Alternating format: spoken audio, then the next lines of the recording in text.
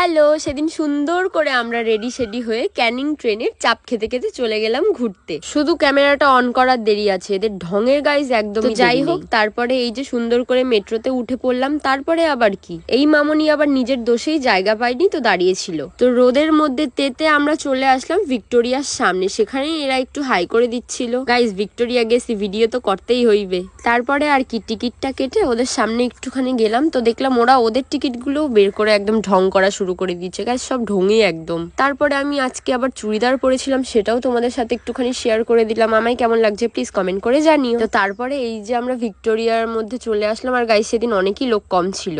তোমরা আবার এগুলোকে দেখে ভেবো না, এগুলো গাইস কোল্ড ড্রিঙ্কসই ছিল।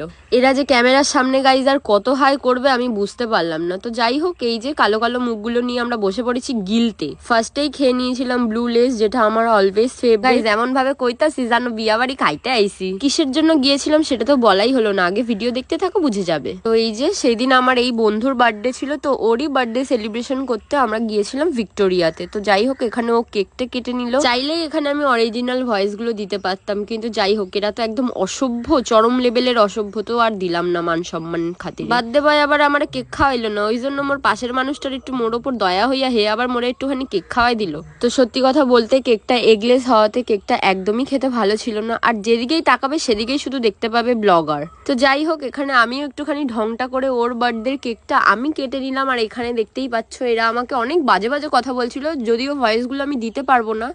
তো যাই হোক, তোমরা এরকম ভাবে এনজয় করো। তো তারপরে কেকটা ষষ্ঠী পুজো করা অব্দি আমি তো শান্তি পাচ্ছিলাম না। তো দেখতেই পাচ্ছ কেকগুলো আমি কেটে নিচ্ছিলাম সুন্দর করে। এখানে আমাকে নিয়ে গভীর ডিসকাস চলছিল, সবাই এক একজনের এক এক মন্তব্য দিচ্ছিল। তো যাই হোক, কি আর করা যাবে, সেগুলো শুনতে শুনতে কেকগুলো কেটেই ফেললাম। তো দেখতেই পাচ্ছ কেকটার কি অবস্থা আমি করেছি। এখানে লাস্টে আমাকে বার্থডে বয় একটু খাইয়ে দিল। ওই যে বলেছিলাম আমরা গেছি গিলতে, তো মশলা মুড়ি নিয়ে বসে পড়েছি আমরা একদম গিলতে।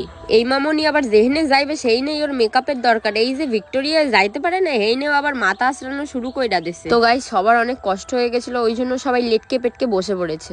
এই বলা আবার ক্যামেরা দেখলে ক্যামেরা দিয়ে 10 হাত দূরে পালায়, জানে এমন ভান করে ইনি সেলিব্রিটি, এনারে না নিলে মোর ভিউ হইবে না। প্রথমেই বলে দিয়েছিলাম আমরা চলে গেছিলাম গিলতে, তো যথারীতি সেই কাজ। আমার ফেভারিট মাটন বিরিয়ানি অর্ডার করেছিলাম, আর সেটা দেখতেই পাচ্ছ মাটনটা অনেকটাই শক্ত ছিল গাইস। ওভারঅল খেতে ভালোই ছিল। তো দেখতেই পাচ্ছ এই যে মাটন, আলু, রাইস দিয়ে আমি একদম জমিয়ে সেদিন পেট পুজোটা করে 500 কিলো ওয়েট বাড়িয়ে ফেলেছি। না গাইস, মুই মজা করতেছিলাম। তো যাই হোক, এখানে দেখতেই পাচ্ছ আমি সুন্দর করে খেয়ে নিচ্ছি। আর আমার খাওয়া দেখে কার কার লোভ লাগছে প্লিজ কমেন্ট করে জানিও। আমার তো আবার লোকের ভিডিও দেখলেই, তার খাওয়া দেখলেই আমার আবার খিদে পেয়ে যায়।